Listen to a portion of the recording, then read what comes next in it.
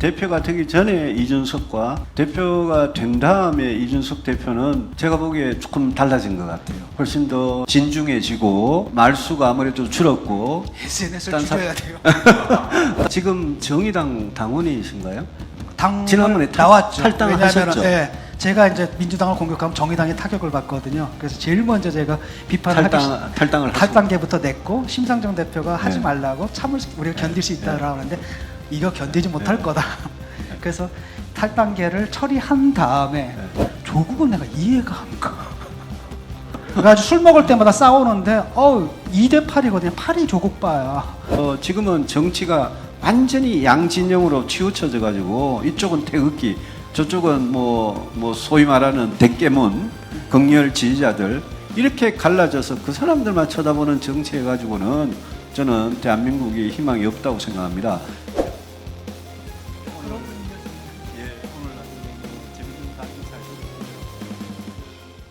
요즘 우리 이준석 대표가 이제 국민의힘 당대표가 된 지 얼마 안 됐잖아요.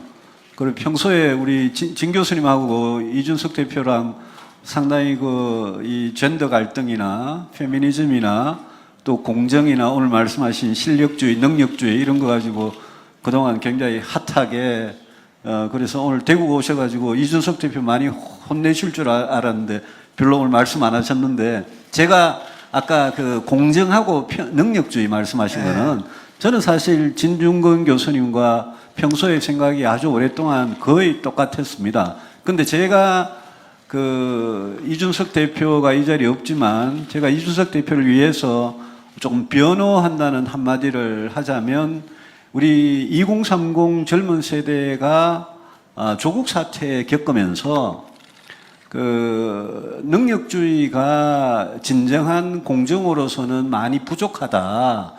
그거를 알긴 아는데 능력주의라는 그거 열심히 해서 그 기회에 자기가 주어졌을 때 거기에 반칙 없이 해달라는 그런 생각도 조금 하긴 하는 것 같아요. 젊은이들이 어떻게 생각하세요? 그러니까 능력주의라는 말을 갖다가 우리 능력대로 하자, 정말 능력 있는 사람 뽑자 이렇게 생각하시면 안 되는 것 같고요. 그러니까 그렇게들 생각하는 사람들이 있는데 실제로는 그 능력이다라는 게 자기 능력이 아니다라는 생각까지 해야 된다라는 거예요. 대개는 이제 이준석 위원장도 그렇잖아요. 자기는 목동에서 정말 공정한 경쟁을 했다는데 우리가 볼 때 너 목동 살았네. 목동에 산다는 것 자체가 하나의 아무한테나 주어질 수 있는 조건이 아니라는 것에 대한 인식 자체가 없잖아요. 그러니까 되게 성공한 사람들이 그런 이데올로기를 많이 갖거든요. 그러니까 성공하게 되면 모든 게 다 자기가 잘해서 그런 것 같은데 우리 그런 말 있잖아요. 스티브 잡스가 한국에 태어났으면 휴대폰 대리점 하고 있을 거라고. 그런 게 있단 말이죠. 그래서 그 부분이 예컨대 성공했기 때문에 실력 있는 사람이 뽑혀서 그가 독식을 한다 이런 주의. 그 다음에 그 사람이 특권을 잡고 나머지 경쟁에서 떨어진 사람들은 그 사람들 루저기 때문에 차별을 받아도 당연하다 이런 생각은 굉장히 잘못된 거다. 제가 이제 왜 그런 얘기를 했냐면 그 토론 과정 속에서 우리 학교 애들은 이제 지방대잖아요. 지방대니까 그런 얘기를 했어요. 이제 아무리 그런다 하더라도 서울대 나왔다 하더라도 걔들이 인간 능력이 10배나 되겠냐. 실제로는 안 그렇다. 그 시험 보는 능력이 있고 일하는 능력은 따라올 수도 있고 아무리나 10배씩 이렇게 차이 나지는 않는다. 그런데 한번 서울대 들어갔다는 것만 가지고 평생을 울겨먹는 게 이게 공정하냐? 라고 했더니 우리 아이들이 뭐라 그랬냐면은 그래도 걔네들은 열심히 공부했잖아요. 이러더라고요. 그걸 받아들이는 거예요. 그리고 그걸 운명처럼 받아들일 때 저거 그때 완전 뒤통수를 맞은 것 같아요. 이건 좀 아니지 않는가. 방금 말씀하신 그 말씀은 제가 다른 인터뷰나 이런 데서도 그 말씀 듣고 정말 굉장히 공감을 했습니다. 근데 아까 이제 우리 이준석 대표 체제가 출범하면서 국민의힘이 뭐라 그럴까요? 과거의 권위주의 또 극우 반공주의 거기를 탈피한 것까지는 이제 평가를 하시고 그렇지만 방금 말씀하신 이 공정이라는 진정한 공정이라는 게 뭐냐? 우리가 남한에서 태어나는 것도 북한에서 태어난 사람하고 비교하면 그것도 완전히 우리 실력하고 관계없이 태어난 거고 부모 만난 것도 다 우리 실력하고 관계없이 태어난 거고 우리가 목소리, 외모 이런 것도 타고난 것들이든 이런 게 다 이 실력하고 관계없는 거기 때문에 그게 이제 샌델 교수가 이야기하는 그 공정하다는 착각, 그 책에 보면 방금 진 교수님 말씀하신 그 공정이라는 걸 굉장히 우리가 깊이 이해하고 그런 점에서 출발선을 같이 해주는 그런 노력, 또 기울어진 운동장을 최대한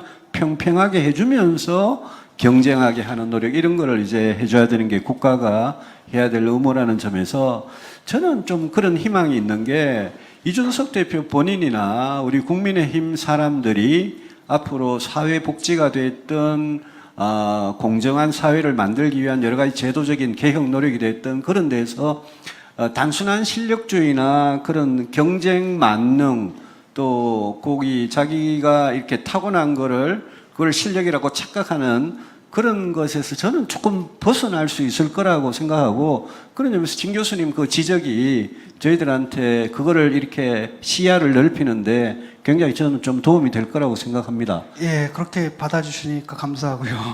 그 민주당은 내가 그렇게 그냥 비판을 해주면 이게 비판이라는 게 사실 예의거든요. 논객한테는 예. 정말 열과 성을 다해가지고 정교한 비판을 해줬으면 감사를 해야 되는데 공격을 하더라고요. 이걸 공격으로 받아들여가지고 계속, 그나마 이제 국민의힘 같은 경우는 제가 막 어떻게 보면 무리한 얘기까지 했잖아요. 당에 예. 찾아가가지고 당신들은 뇌가 없어. 막 뇌가 이랬잖아요. 없다는 소리를 하셔서 그런데 저희들이 깜짝 놀랐죠. 그 말을 다 또 듣고, 그 다음에 또 어떤 분은 전화까지 하셨습니다. 그러니까 막말을 제가 비판을 했더니 자기는 막말을 했는데, 정치인이 이 정도 얘기도 못해 라고 생각을 했대요. 근데 책을 읽어보고 뭐가 잘못됐는지 알겠다. 그래서 감사하다라고 전화를 하시더라고요. 그거 보고 사실은 저도 이제 그거거든요. 이 공정이라는 것 자체가 이 굉장히 중요한 화두인데, 이게 잘못 이해가 되면은 메시지가 이상하게 나가게 되면 중도층들이 상당 부분 또 떨어져 나갈 수 맞습니다. 있다라는 예. 생각, 걱정이 돼서 계속 때리는 거고요.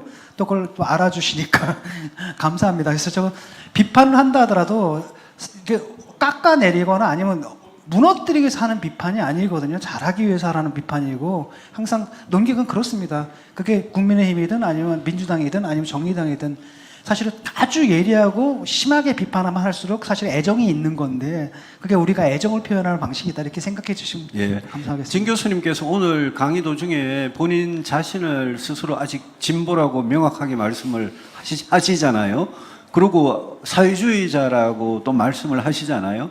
그래서 저는 우리 사회에 보수가 됐든 진보가 됐든 합리적으로 생각하고 어느 게 옳은지 깊이 고민하고, 그러고 보면 지금 방금 공정이나 실력주의, 능력주의 이 주제에 있어서도 이렇게 공감대를 진보와 보수가 늘려나가면서 지금은 정치가 완전히 양진영으로 치우쳐져 가지고 이쪽은 태극기, 저쪽은 뭐 소위 말하는 대깨문, 극렬 지지자들, 이렇게 갈라져서 그 사람들만 쳐다보는 정치 해가지고는 저는 대한민국이 희망이 없다고 생각합니다.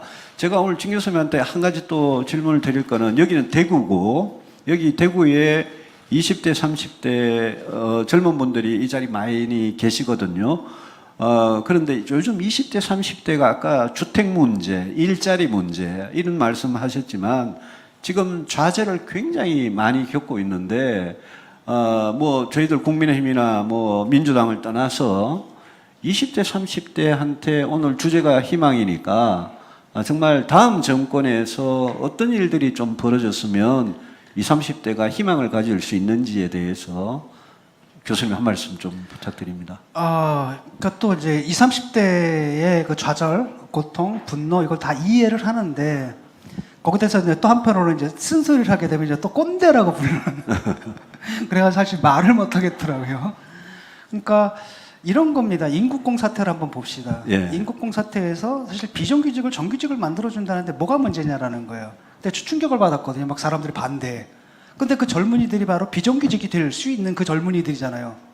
근데 왜 반대하지? 근데 뭐라고 생각하냐면, 아니 나는, 어떤 사람들은 시험 공부해가지고 시험에 붙어서 정규직이 됐는데 쟤는 대통령이랑 악수만 해서 정규직이 돼? 이건 불공정해. 근데 이렇게 나오는 것에서 멈춰서는 안 된다는 겁니다. 왜냐하면은 그게 문제가 되냐면 정규직 비정규직이 차별이 있으니까 문제잖아요. 예. 근데 그것은 뭐냐면 차별은 그대로 두겠다는 거예요. 단지 시험으로 차별하는 사람과 차별 당하는 사람 가리겠다는 거고, 그걸 공정하다라고 얘기한다는 거죠. 저는 그게 두려워하는 게 그거거든요. 젊은이들이 거기에 딱 매몰됐을 때, 중요한 건 고용 유연화라는 게 그렇잖아요. 사실은 독일 같은 경우에는 옛날엔 그랬거든요. 3개월만 쓰는 사람인데 1년치 봉급을 줬어요. 법으로. 이게 말이 안 된다 그래서 고용 유연을 했는데 단지 그 비정규직일 때는 뭐냐면 정규직보다 더 많은 임금을 줘요. 왜냐면 불안하기 때문에. 근데 한국에서는 그렇지 않잖아요. 모든 게 불리하거든요. 그렇기 때문에 차별인 거죠. 이 차별을 없애야 되는데 차별은 그대로 놔두고 시험으로 누가 차별당할 거. 시험으로 가리자. 차별당할 사람, 차별당하지 않을 사람. 여기에 멈춰져 있고 그래서 이준석 대표한테 제가 계속 경고하는 게 거기에 자꾸 영합을 했을 때 정치인이 할 일은 그게 아니다라는 거죠. 그들이 이렇게 분노하고 좌절하면 그렇게밖에 표현이 안 되지만 진짜 문제점인 그 차별 자체를 없애기 위한 대책을 내놔야 된다라는 거고 정치권의 과제고 그 다음에 젊은이들도 그런 식의 분노를 갑자기 여성한테 전가시켜서 자기보다 더 약한 존재들한테 투사한다든지 아니면 자기 스스로 차별을 체화하는 거잖아요. 그런 방식이 아니라 좀 더 깊이 생각해가지고 이 문제를 우리 함께 다 우리 뭐 기성세대와 싸움을 해서라도 이 문제를 우리가 함께 다 해야겠다. 또 그런 식의 합리적인 대책을 제시하는 정치인을 잘 골라야겠다라든지 그들과 그래서 그 사람과 함께 뭔가를 해보겠다라든지 이런 식으로 실제로 문제를 해결할 수 있는 이런 방향으로 나가는 게 제 바람이에요. 그래서 계속 비판하고 그러는 건데 그게 이제 요즘은 또 이렇게 얘기를 하게 되면 꼰대 이렇게 되거든요. 그러니까 성별로만 가르치는 게 아니라 또 뭐랄까 연령으로 또 갈라쳐 버리니까 그게 저게 점점 딱 짜증나거든요. 갈라치기 반대한 거 아니에요, 저쪽이. 그래서 2030이 이제 586 세대들의 갈라치기 진저리 쳐가지고 반대한다라고 해놓고서 자기들은 또 남성 갈라치고 연령 또 갈라치고 이런다면 뭐가 다르냐 이런 생각이 듭니다. 뭐 제가 봐서는 진 교수님이 꼰대로 불릴 일은 앞으로도 거의 없을 것 같고요. 그건 아마 진 교수님을 욕하려고 일부러 그래 쓰는 댓글들 아닌가 싶고요. 다만 이런 건 좀 있는 것 같습니다, 교수님. 그 인국공 같은 공기업이나 아니면 우리 뭐 흔히 주변에 보는 학교나 보면 정규직을 쓰고 비정규직을 쓰는데 정규직과 비정규직이 엄청난 차이가 있지 않습니까? 그런데 그 차별을 없애는 것은 교수님 말씀대로 그건 정치하는 사람들이 할 일인데 그와 동시에 그 차별이 있는 직장에 들어가기 위해서 길을 쓰는 우리 20대, 10대 후반부터 20대, 30대 초반의 젊은 사람들 입장에서 보면 젊은 사람들 입장에서는 자기가 그 차별을 자기가 어떻게 없앨 수는 없는 거니까 그 있는 데에서 최대한 그렇죠. 내한테는 공정한 원칙과 기준을 주라. 그리고 거기에 제발 반칙, 불법, 특권 이런 거 없이 해주라. 이런 게 이제 동시에 작용하는 거 아닌가 싶거든요.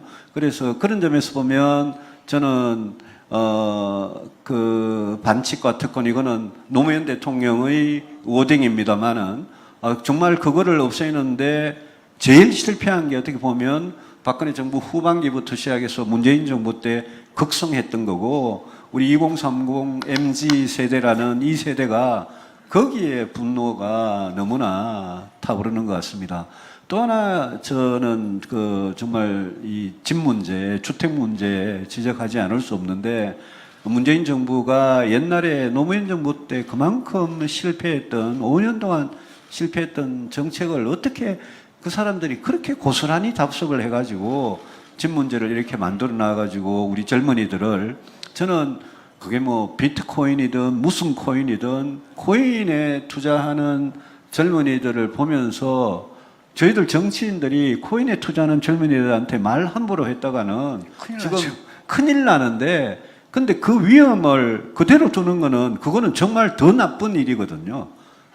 그래서 그런 부분에 대해서도 자산의 양극화, 불평등, 그것 때문에 젊은이들이 느끼는 감정, 좌절, 이런 데 대해서 결국은 보면 다음 정부에서 아주 평범하고 그런 이야기입니다만은 주택 문제 해결하고 일자리 문제, 세금 알바가 아닌 진짜 제대로 된 일자리 만드는 그런 정부가 나와야 되는 거 아니냐, 그렇게 생각하고 진보시지만 보수 쪽에 좀 그런 노력이 있으면 앞으로 좀 도와주십시오. 예. 저는 사실은 제가 좀 철이 없나 봐요. 저는 다 진보라고 저처럼 사는 줄 알았거든요. 저는 아파트 안 샀거든요. 아파트 사라 그러는데 못 살겠더라고요. 그냥 너무 답답해가지고. 그래서 저는 그 빌라 17평짜리 샀습니다. 근데 남들 다 그렇게 살 줄 알았거든요. 근데 사실 민주당에서 하는 얘기가 틀린 얘기는 아니에요. 예를 들어 집을 갖다 주거 개념으로 생각해야 된다라든지 틀린 얘기는 아닌데 문제는 그냥 자기들이 그렇게 살았느냐라는 거거든요. 자기들은 다 강남에서 아파트 다 사놓고서, 그러니까 예컨대 저같이 난 17점 빌려 이런 거 딱 사놓고서 집값 안 오르는 거. 그래서 집은 주거 개념이야. 그럼 이게 지금 말빨이 되는데 자기들은 다 그 앉아가지고 그 짓을 해놓고서 그 사람들한테 이렇게 하다 보니까 말빨이 안 먹히는 것 같습니다. 그래서 저는 그 부분에 대해서도 이거는 진보 보수를 떠나서 나는 이게 포퓰리즘 해서는 안 되거든요. 네. 아까도 예를 들어가지고 그렇죠. 미국 가면 그 하버드 대학 이준석 씨가 다니는 거기는 인종 할당이 있거든요. 내가 아시아계야. 내가 시험을 더 봤는데 내 점수 높은 나를 떨어뜨리고 점수 못 받은 제 흑인이나 히스패닉을 붙여. 말이 돼? 답답하죠. 이거 말 안 불공정에 막 얘기할 수 있어요. 하지만은 그건 그 사람 개인의 관점이고 하버드대 전체 관점에서 보면 인종 할당제가 인종의 다양성을 늘려서 대학의 퍼포먼스를 늘리거든요. 근데 정치인의 관점은 어떤 것이어야 되냐라는 거죠. 그 한 사람한테 가서 그의 그 억울함을 들어주는 것도 중요하지만 한 사람 한 사람이 아니라 이 전체 관점에서 해법을 내고 그를 또한 설득시키는 거. 너는 억울하겠지만 사실 그게 맞다라고 설득시키는 것까지가 정치인의 과제라고 생각을 합니다. 그래서 그런 자세를 여야가 다 같이 보수도 가져야 되고 저기도 가져야 된다고 보는 게, 예를 들어서 지금은 노동조합이다라는 게 특히 이제 대기업 노동조합은 사실 이게 특권화되어 있잖아요. 정년연장, 임금 피크제는 안 하고 정년연장 더 해달래 막. 그럼 애들은 젊은 애들 뽑아야 되는데 이거는 진보가 얘기를 해야 돼요. 이건 아니지 않냐. 니들 뭐 연봉이 뭐 1억씩 뭐 1억 가까이 되는데 물론 다 깎고 뭐 어쩌고저쩌고 하면 그런다고 또 얘기는 하지만 그래도 고소득인데 당신들 이래서는 안 되지 않느냐. 라고 정당이라면은 노조가 아니거든요. 노조는 이익단체지만 정당이라고 하면 거기서 이건 아니다. 너희들도 예. 연대해라. 이렇게 같이 그 보수도 그렇고 진보도 그렇고 그러니까 사회에 대해서 책임이 좀 전에 말씀하신 것처럼 비트코인 하나인데 예. 지금 걔들 막 부추겨주면 말이죠. 왜 황교안 대표가 그랬잖아요. 이 정부는 국민이 부자 되는 걸 원하지 않는 것 같아. 뭐 이런 식으로 해서 그런 식으로 그 잘못된 것에 해서 표를 얻을 생각하는 게 아니라 조금 깎인다 하더라도 그 진짜 말씀하신 것처럼 예. 설득하고 그래서 그게 장기적인 신뢰로 그러니까 저 정치인은 헛소리 하지 않고 정말 진짜 말을 하는구나 라고 해서 그게 신뢰감으로 돌아올 수 있는 그런 정치를 여든 야든 했으면 좋겠고요. 또 그렇게 할 분들이 이제 보입니다. 특히 뭐 국민의힘에도 여러분들이 보이고 그래서 그런 분들에 대해서 계속 저는 진영을 가리지 않고 지지하고 지원할 거고 응원하겠습니다. 지금 정의당 당원이신가요? 당 지난번에 나왔죠. 탈당하셨죠? 예, 제가 이제 민주당을 공격하면 정의당이 타격을 받거든요. 그래서 제일 먼저 제가 비판을 탈당을 탈당계부터 냈고 심상정 대표가 하지 네. 말라고 우리가 견딜 수 있다라고 하는데 이거 견디지 못할 거다. 그래서 탈당계를 처리한 다음에 저는 근데 이게 황당한 게 뭐냐면 이게 당원이거든요. 당원이 러시아 말로 말하면 빨치산이에요. 기본적으로 내가 아무것도 아닌 당직자도 아닌 당원이지만 기본적으로 뭘 생각하는 거 선당 후사잖아요. 예. 선당 후사인데 조국은 내가 이해가 안 가. 근데 그때 조국 사태 때 아마 저도 당시에 정의당에서 선거법하고 공수처법, 특히 선거법 때문에 조국 사태에 입을 이렇게 침묵을 하는 걸 보고 저는 뭐 그때 정의당한테 굉장히 실망을 했습니다만은 지금 방금 말씀하신 것 중에 민주당하고 정의당이 한국노총이나 민주노총 이 노조화되어 있는 대기업, 공기업, 금융기관의 노조들, 정규직 노조원들 그 사람들의 이익 때문에 비정규직이나 노조가 없는 그런 기업의 수많은 노동자들의 권리에 대해서 앞으로 적극 나서지 못하는 그런 측면이 만약 민주당이나 정의당이 있다면 저는 그건 정말 잘못된 거라고 생각하고 저희 국민의힘도 그런 점에서 노동시장을 굉장히 주시해야 된다 생각을 합니다. 제가 한 가지 또 말씀드리고 싶은 게 대구의 바깥에 서울에서 보면 대구다 TK다 이러면 마치 무슨 외딴 섬에서 이상한 생각하면서 사는 것 같이 그렇게 이야기하는 분들이 있어서 제가 고담 시티라고 그러죠. 제가 절대 그렇지 않다. 절대 그렇지 않다. 대구 경북의 20대, 30대, 40대 젊은 분들은 광주나 서울이나 대전이나 저는 생각이 거의 비슷하다고 생각하고 비슷해야 되고 또 그 비슷한 힘이 대한민국을 변화시킬 수 있다고 그렇죠. 저는 생각을 하거든요. 네. 그런 점에서 좀 뭐라 그럴까요? 우리 TK 젊은이들한테 이 TK라는 이 지역에 머물지 말고 대한민국을 변화시키는 그런 정치, 그런 정치에 20대, 30대가 전국적으로 예. 대구뿐만 아니라 앞으로 역할을 좀 해야 된다. 저희들도 이번에 서울시장 선거에서 20대, 30대 처음 이겨봤거든요. 우리 보수 정당 역사상 처음 이겨봐가지고 저희들도 굉장히 얼떨떨하고 두렵고 이 지지가 언제 저희들이 잘못해가지고 하루아침에 물거품과 같이 사라질지 굉장히 두렵고 그런 점에서 저는 지금 국민의힘의 이준석 대표 체제가 정말 살얼음판 걷듯이 유리그릇 다루듯이 조심해야 된다 이렇게 생각을 하거든요. 그런 2030의 어떤 정치에 대해서 정치적 역할에 대해서 교수님 한 말씀 부탁드립니다. 뭐 솔직히 말하면 저는 좀 우려를 하고 있거든요. 왜냐하면 우리 때만 해도 이렇게 그 프레임이라는 게 있었습니다. 커다란 이야기들이 있었습니다. 사회주의든 무슨 이념 같은 게 있었고 그게 어느 정도 오리엔테이션을 정해줬는데 요즘 젊은이들 같은 경우에 그걸 기대할 수가 없는 거, 이른바 포스트 모던의 조건이에요. 그러다 보니까 모든 걸 자기 개인의 관점에서 보거든요. 나는 시험 봤는데 아니야? 이런 식으로. 그러니까 이게 보면 사회 전체 방향, 어떻게 구조적인 개혁을 해야 될 방향에 대한 시야를 좀 잃어버리게 하는 측면이 있기 때문에 지금 여러분들이 2030에 갖고 있는 그런 분노, 좌절 다 이해합니다. 거기서 멈추지 않고 정말 문제를 해결하려면은 사실 공부가 필요해요. 공부가 필요하고 그 다음에 조금 감정을 억누르고 좀 이성적으로 생각할 좀 필요가 있는 것 같습니다. 다행히 지금 2030은 사실 지역 없거든요. 예, 없어요. 뭐 그냥 어차피 다 인터넷이고 SNS고 거기서는 한국도 없어요. 다 외국이고 뭐 저도 그러니까 이제 물건 뭐 알리바바, 뭐 에이베이, 뭐 아마존 이런데 쿠팡 뭐 다국적으로 막 사거든요. 이러면서 뭐 이렇기 때문에 그런 것은 이제 옛날과 같은 그런 지역구도 대립은 전 이미 사라졌다고 보고요. 그게 이제 과거보다 진화한 측면이죠. 그런데 한편으로는 이 윗세대들 6070의 답답함들, 5060의 위선들, 4050의 위선들 이걸로부터 자유롭지만 여기는 그렇기 때문에 굉장히 큰 기대와 또 한편 우려가 있는 게 왜냐하면 이제 여러분들이 2030이 20년만 지나면 이제 이 사회 전체가 되거든요.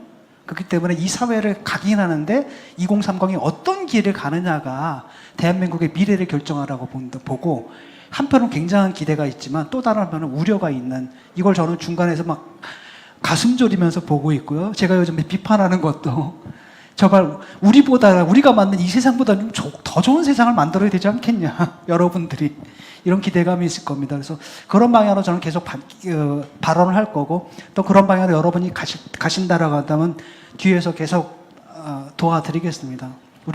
우리는 사실 퇴장할 때가 됐거든요. 이미 우리 역사적 사명은 끝났다고 생각을 해요. 저는 586은. 예. 진 교수님 586. 예, 저는 마음속 깊이 586이고 자랑스럽게 생각합니다. 문제는 뭐냐면 저놈들이 586이 아닌 거예요, 이미. 그래가지고 술 먹을 때마다 싸우는데 2대 8이거든요. 8이 조국바야.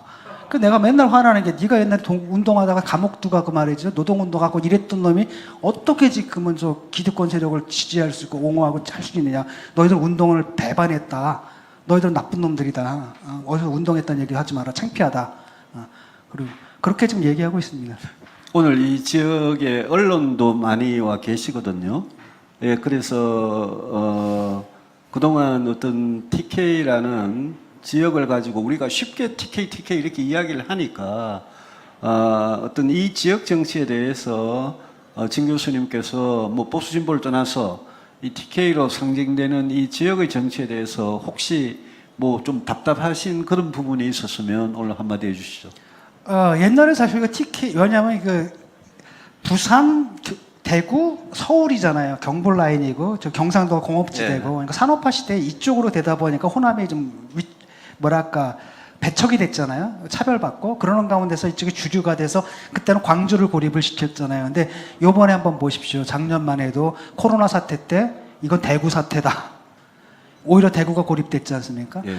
그런 게 오히려 역전된 현상들이 좀 보였는데 최근에 들어와서 많이 극복된 것 같아요. 예. 예, 지금 뭐냐면 여기 와가지고 사실 뭐 대구 당원들도 이준석 대표에 대한 지지가 뭐 엄청나게 높고 다른 지역하고 차이가 없잖아요.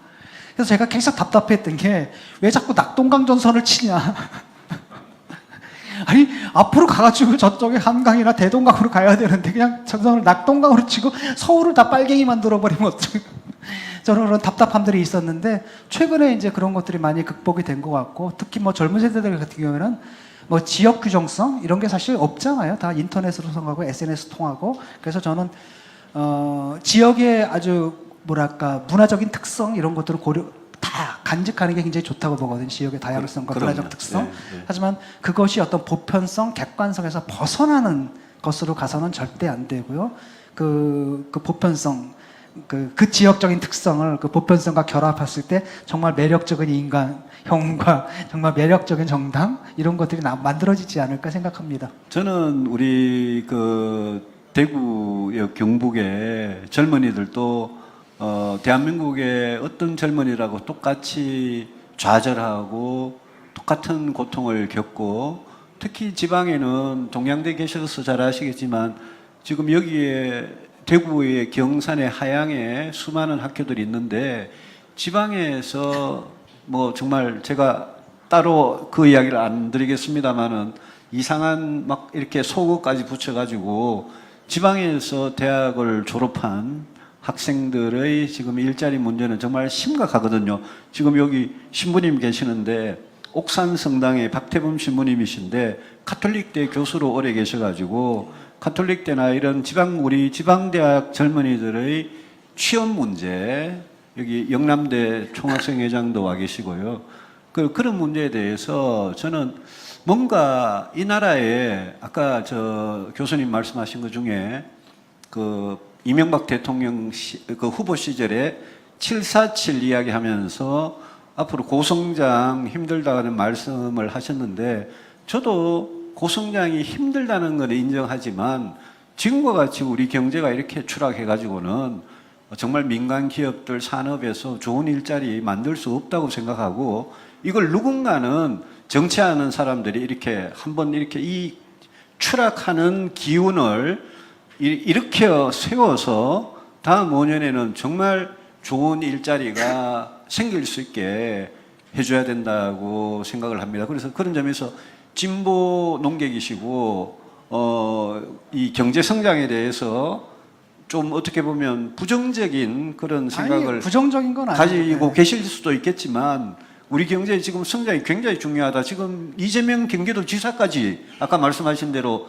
기본 시리즈, 기본 소득, 기본 주택 이러다가 요즘은 공정과 성장 이래가지고 성장 이야기를 한단 말입니다. 그 진보 정치인들도 선거 때가 되면 꼭 성장 이야기를 하세요, 꼭. 우리 문재인 대통령 소득 주도 성장 이야기한 것처럼.